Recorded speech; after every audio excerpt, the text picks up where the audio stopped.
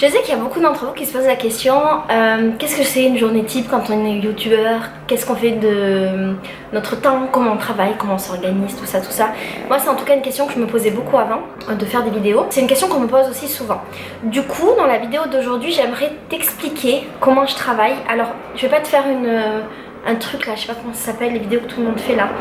Un truc où tu vas avec la personne dans sa journée là, on s'en fout du nom. Je vais pas te faire ça parce qu'en fait chacune de mes journées est différente et que c'est beaucoup trop différent pour que je puisse trouver des constantes. D'autant que comme tu sais je suis en voyage depuis pas mal de temps maintenant et que voilà, je change d'environnement tout le temps. Mais j'aimerais juste expliquer voilà, dans les grandes lignes, qu'est-ce que c'est mon travail, comment je m'organise et que peut-être toi ça te donne des idées, des pistes pour ton propre travail, ta propre manière de t'organiser. Si tu fais des vidéos, peut-être que ça te donnera d'autres pistes parce que tu verras d'autres manières de faire et peut-être que ça te donnera tout simplement envie de faire des vidéos et ça peut être vraiment chouette. Alors, ce que je voudrais expliquer déjà, il y a plein de bruit de chiens, je suis désolée mais je suis dans une... En fait là je suis dans un Airbnb qui est très beau, très beau et c'est une super maison dans laquelle vivent beaucoup d'animaux donc il y a plein de chiens et c'est chouette en fait parce que ils sont intégrés au truc et qui sont pleins d'amour donc c'est vachement cool. Bref, déjà ce que je voudrais t'expliquer c'est que dans ma manière de vivre, j'ai pas une manière de vivre qui est commune. C'est-à-dire que moi j'ai pas un endroit où me poser tous les jours avec mettons un studio, un décor, mes trucs à la même place machin parce que je voyage et quand je voyage je dois à chaque fois redécouvrir mon environnement et recréer mes décors. Donc c'est une manière de vivre qui est particulière mais surtout ce que je voudrais t'expliquer en premier c'est que je ne suis pas en vacances. Souvent les gens croient qu'on est en vacances parce qu'on est à l'étranger. Je suis pas en vacances, je suis juste en vie itinérante, on va dire ça comme ça. La première phase de mon travail c'est la réflexion. Il faut un temps de réflexion pour pouvoir imaginer des vidéos, pour pouvoir les construire, pour pouvoir les écrire dans ma tête et ce moment de réflexion moi je l'ai en permanence parce que comme tu le sais ou pas, comme tu le sais ou pas en fait, je réfléchis tout le temps et dans chaque situation j'essaye de trouver un enseignement, de trouver un angle intéressant et très souvent je suis inspirée par tout ce qui m'entoure. Je cours pour écrire sur mon cahier mes idées et alors j'ai pas un cahier sur lequel je note des idées comme ça d'affilée. J'ai un cahier, enfin j'en ai plusieurs même parce qu'ils se remplissent trop vite comme ça et en fait chaque fois que j'ai une idée je note l'idée ici, l'idée de vidéo, sachant que dès que j'ai une idée de vidéo très vite dans ma tête, en quelques minutes j'ai le contenu de ma vidéo donc ça va super vite. Mais chaque fois que j'ai l'idée avec le titre c'est noté là et je note tout ce que je compte dire dedans. Et en fait dans mon cahier j'ai dans chaque page comme ça mes idées de vidéo. Alors là par exemple c'est un très bon exemple, il y a des pages vides. Pourquoi je fais ça? Parce qu'en fait j'ai besoin d'avoir mon cahier tout le temps sur moi et d'écrire la vidéo quand j'en ai besoin ou envie ou quand j'ai une idée particulière qui me vient à l'esprit. Et souvent j'ai plein d'idées de plein de vidéos en même temps et de faire comme ça me permet juste d'aller de page en page et de noter quand j'ai besoin. Tu vois, ça me permet d'avoir un espace libre. Aïe.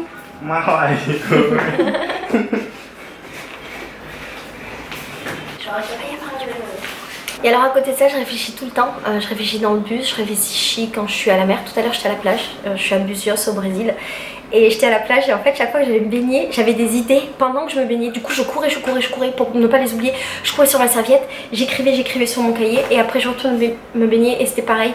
C'est tout le temps comme ça ou par exemple je conduis et si je conduis il faut absolument que je m'arrête pour pouvoir écrire mes trucs. Ça c'est toute ma phase de réflexion. Après la phase de réflexion il y a la phase d'écriture dont je viens de te parler. Alors soit j'écris d'une traite ma vidéo, soit comme je t'ai dit, comme j'ai toutes mes vidéos qui sont notées sur mes différents cahiers, j'en ai 3 actuellement mais je pense que bientôt je vais passer à 4. J'ai des phases d'écriture, alors ces phases d'écriture pour moi elles sont partout. Je sais qu'il y a des gens qui ont besoin d'être au calme, qui ont besoin de rassembler les idées, tout ça. Le fait de vivre en mode vagabond m'a appris à travailler un petit peu partout, un petit peu n'importe comment. Souvent je suis dans la rue et on dirait une tarée, je suis dans la rue comme ça, en train d'écrire mes trucs. Ou bien je suis dans la rue et je me pose n'importe où dans la rue pour pouvoir écrire. Et donc les gens me prennent pour une folle, en Inde on me prenait beaucoup pour une tarée. Donc mon processus d'écriture à moi il est comme ça, je suis pas capable d'être posée, je suis pas capable de me dire ah ben voilà, là maintenant j'écris. Ce que je fais aussi souvent c'est que j'ai tendance à écrire plein de vidéos d'un coup. Par exemple les vidéos de chroniques littéraires, j'en écris une dizaine d'un coup. d'affilée. J'ai besoin de travailler en fait comme ça un petit peu à la chaîne. J'arrive pas à faire comme une personne normale, c'est-à-dire me dire aujourd'hui je vais faire un peu de ça, plus un peu de ça, plus un peu de ça. C'est aujourd'hui beaucoup de ça, le lendemain beaucoup d'autres choses et c'est tout le temps comme ça. Du coup j'ai plein de souvenirs d'écriture complètement ouf, par exemple tout en haut d'une montagne, seule au monde à 6h du mat devant un lever de soleil. J'ai des souvenirs d'écriture dans des temples indiens, j'ai des souvenirs d'écriture dans des temples bouddhistes entourés de moines. J'ai des souvenirs d'écriture à la plage, j'ai des souvenirs d'écriture à la mer, à Rio. J'ai des souvenirs d'écriture la nuit, dans des toilettes parce que c'est le seul endroit où je peux être seule et où je peux allumer la lumière. Et je trouve ça fabuleux parce qu'en fait derrière toute écriture de vidéo, il n'y a pas juste une écriture. Il y a une histoire, il y a un souvenir. Et pour chaque vidéo, je suis capable de dire où est-ce que je l'ai écrite ou du moins où est-ce que j'ai écrit les différents morceaux. Et j'adore ça. Alors ensuite, il y a les moments de tournage. Alors, comme je te disais, souvent les gens ont leur propre décor, donc c'est ce que j'avais avant, tu vois, chez moi j'avais mes endroits de tournage, et ce qui est hyper pratique quand on a ces endroits de tournage, c'est qu'on sait où est la lumière, où se placer, comment positionner la caméra pour que le fond soit chouette, machin. Dans mon cas c'est très différent, et je sais que pour vous c'est hyper perturbant. Je sais qu'il y a beaucoup de gens qui ont besoin de retrouver une continuité au niveau du fond et du cadrage des youtubeurs, parce que il y a quelque chose de rassurant là-dedans. Moi je supporte pas, j'aime pas la routine, j'aime pas quand les choses sont toujours les mêmes, et du coup le fait de travailler en voyageant ça m'arrange très bien. J'essaye de choisir des jolis cadres, par exemple là je me suis placée pour avoir ce bleu avec cette bibliothèque magnifique, pour avoir ce fond que je trouve trop beau, mais j'aurais pu faire différemment et ça aurait été pas très grave. Ce que j'aime particulièrement c'est les cadres animés, j'aime quand il y a du monde, j'aime quand il y a du mouvement, j'aime marcher, tenir ma caméra.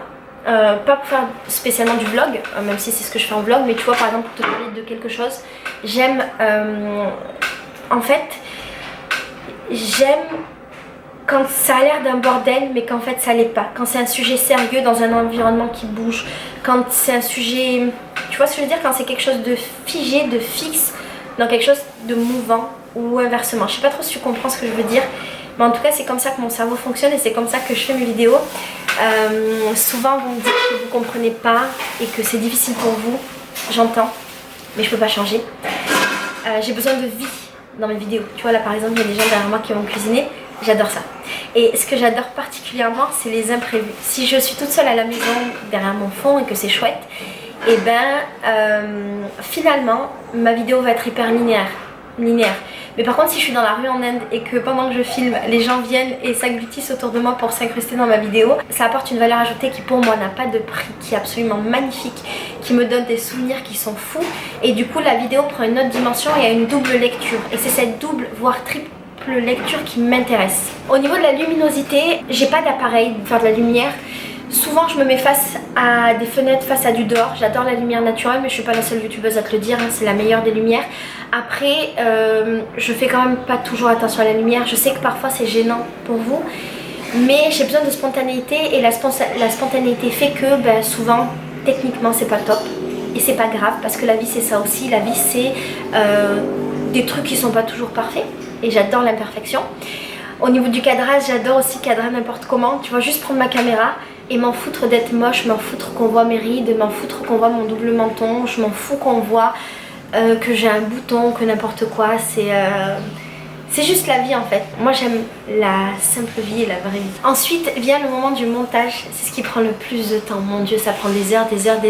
Je suis pas capable de te dire après quasiment 900 vidéos, parce que je t'ai fait quasiment 900 vidéos, je suis à 870 je crois. Après 900 vidéos, je ne suis pas capable de te dire si j'aime faire du montage ou pas. Je crois que c'est ce que j'aime le moins faire, mais en même temps quand je le fais j'adore, ce qui est très contradictoire. En montage, j'ai pas beaucoup évolué en 900 vidéos. Ce qui est drôle parce qu'il y a certains youtubeurs en 2 ans et 40 vidéos, les mecs ils font un bond dans le futur. Moi j'ai pas évolué, c'est un choix, j'ai jamais changé de logiciel, j'ai toujours fait sur iMovie, qui est le logiciel le plus basique de la terre et avec lequel on peut faire le moins de trucs, vraiment. J'ai jamais changé et c'était un choix. Je peux même me risquer à dire sans, j'espère être prétentieuse, que c'est un parti pris artistique, un choix artistique. C'est parce qu'en fait j'ai besoin de simplicité. Le truc c'est que je sors une vidéo par jour, ce qui est énorme. Je sais pas si tu t'en rends compte, mais ça veut dire que tous les jours j'ai des heures et des heures de travail, et que tout ce que je te dis là, faut que je le fasse tous les jours. Et en fait je sors une vidéo par jour, donc je dois faire des choix. Et donc moi j'ai misé sur le fond plutôt que la forme.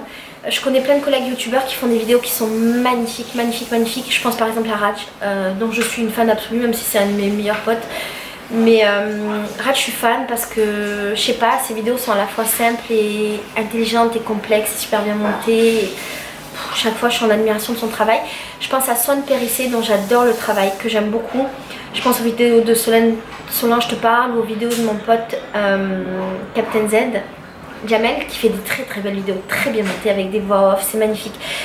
J'adore toutes ces vidéos magnifiques, j'ai beaucoup de plaisir à les regarder. Je sais que beaucoup adorent, c'est un format qui est très beau, mais moi j'aime pas, j'aime un petit peu le bordel. Donc voilà, donc du coup je fais du bordel en fait. Et ce que j'adore dans le montage, c'est quand je te fais des inserts dans lesquels je t'explique ce qui va se passer, ou dans lesquels je te redonne le contexte. Parce que je sais que c'est difficile à suivre dans la mesure où il y a du décalage dans mes vidéos, je vais t'en parler après.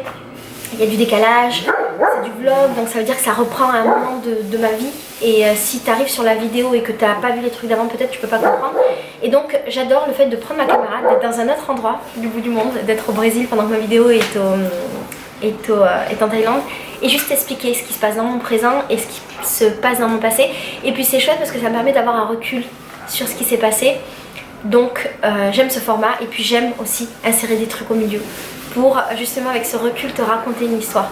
Voilà, mon but c'est pas juste de faire du voyeurisme et de te montrer ma journée comme ça de manière brute, c'est aussi d'essayer de te raconter une histoire, d'essayer de, je vais pas dire de faire une morale, mais voilà, qu'il y ait quelque chose en plus. Et j'essaye de tout mon cœur, je sais pas si j'y parviens, mais j'essaye de tout mon cœur chaque jour de t'apprendre quelque chose.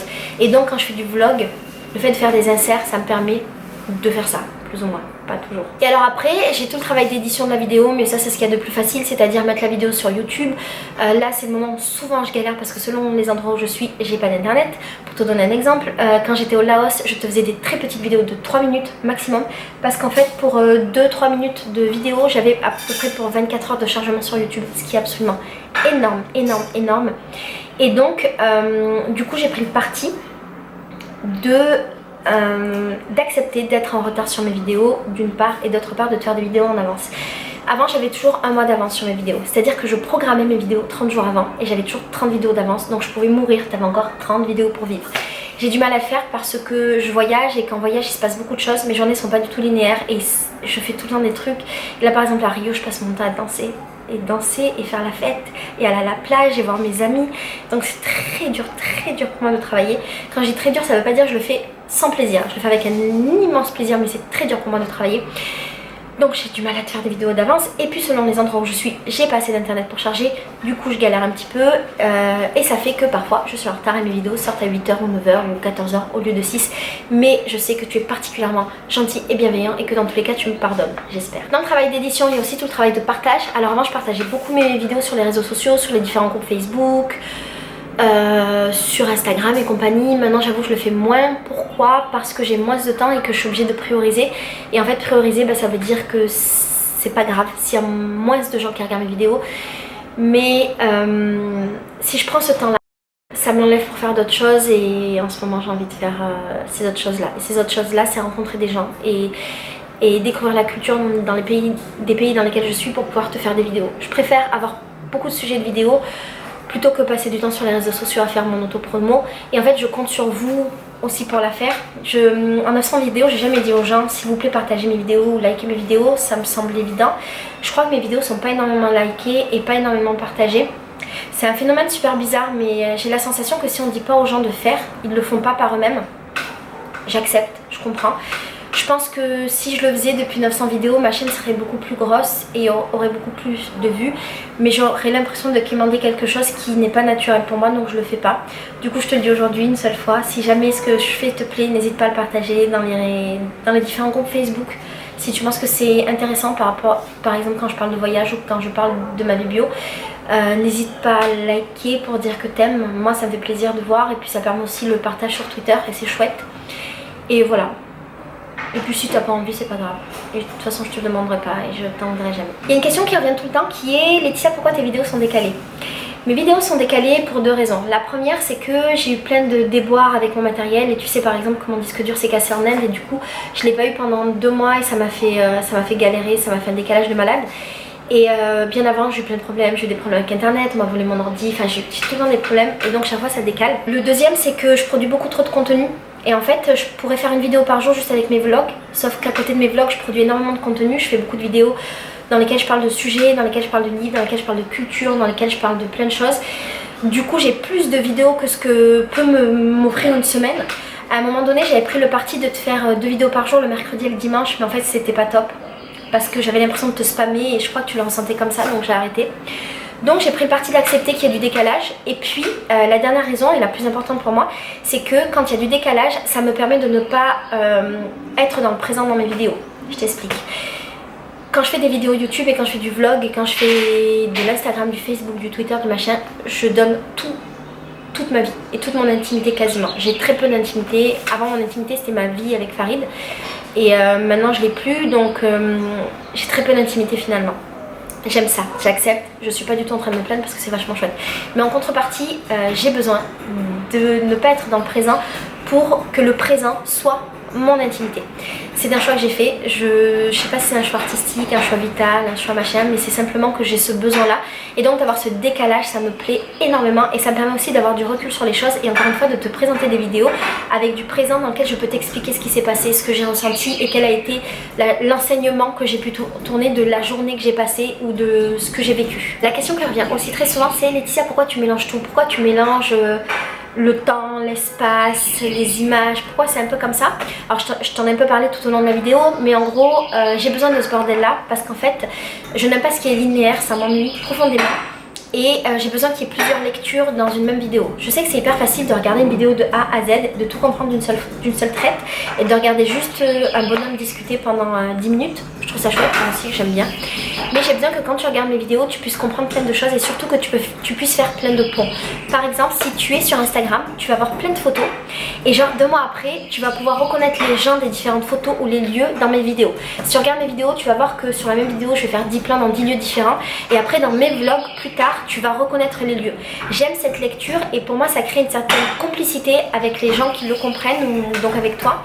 Et j'aime créer cette complicité là et cette proximité avec toi. Alors je sais que parfois c'est difficile, mais je crois que toutes mes vidéos seront toujours comme ça et que c'est vraiment ma manière de travailler. Je pense que je suis une des rares, peut-être une des seules, dis-moi s'il y a d'autres personnes qui le font, je suis peut-être une des seules à le faire et j'ai la sensation que c'est ma marque de fabrique, du moins tu vois ma patte, ma touche à moi. Et j'ai pas envie de faire autrement finalement. Et puis surtout mes vidéos je les vois comme un grand projet et donc pour ce grand projet comment te dire, ça a l'air d'être un bordel mais au final quand on regarde le grand projet en prenant du recul et de la place, on se rend compte que ce grand projet est tout à fait cohérent. Moi j'ai envie qu'à terme tu comprennes cette cohérence et je trouve ça très intéressant que tu la comprennes pas tout de suite et c'est pas grave. Je vais donner un exemple très concret. Pendant toutes mes vidéos, pendant tous mes vlogs et tout au long de mes 900 vidéos, je t'ai parlé de bonheur très souvent. Je t'ai donné plein de petits outils, je les ai dispersés ça et là de manière discrète ou pas. Et tous ces outils, ils étaient la base de mon livre, donc le livre qui s'appelle 3 ans de pensée positive. Et donc peut-être que pendant 900 vidéos, il y a plein de trucs que tu n'as pas compris et que maintenant tu comprends parce qu'il y a le livre. Et peut-être que tu vas lire le livre et que souvent, quand tu auras des questions, tu vas penser à des trucs qui se sont passés, tu vois, pendant mes vidéos. Et je te prépare plein d'autres projets, je te le dis souvent parce que c'est en cours et que ça me tient à cœur. Je te prépare plein d'autres projets pour te donner des outils. Pour être plus heureux, du moins pour t'aider. Je prétends pas te rendre plus heureux, je prétends pas rendre ta vie plus belle. Je dis juste je veux te donner des outils pour éventuellement être mieux dans ta vie. Et donc tout ce que je fais c'est un grand projet dont l'aboutissement plus ou moins c'est tout ça. Et je pense que tu comprendras tout au fur et à mesure et que tu es en train de comprendre et que c'est chouette. Je t'ai dit comment je travaillais, alors je suis désolée, je crois que finalement c'est pas vraiment ce que je t'avais annoncé au début, c'est pas vraiment une vidéo pour dire qu'est-ce que c'est que la journée type d'une youtubeuse. C'est juste pour te montrer comment je travaille, comment je réfléchis, comment je fonctionne, en espérant que ça puisse t'inspirer, en espérant aussi que tu puisses mieux comprendre mes vidéos, que tu sois moins perdu. Si t'es perdu, je suis vraiment désolée, je suis pas capable de faire différemment et j'espère vraiment si t'es perdu que cette vidéo là te permettra de ne plus l'être. Voilà, je t'aime très fort, il faut que j'y aille parce qu'en fait dans moins d'1 heure j'ai un bus là-bas, loin. Je voudrais juste pendant la minute qui me reste te montrer là où je suis parce que c'est absolument magnifique. Je t'aime très fort et je t'envoie beaucoup d'amour.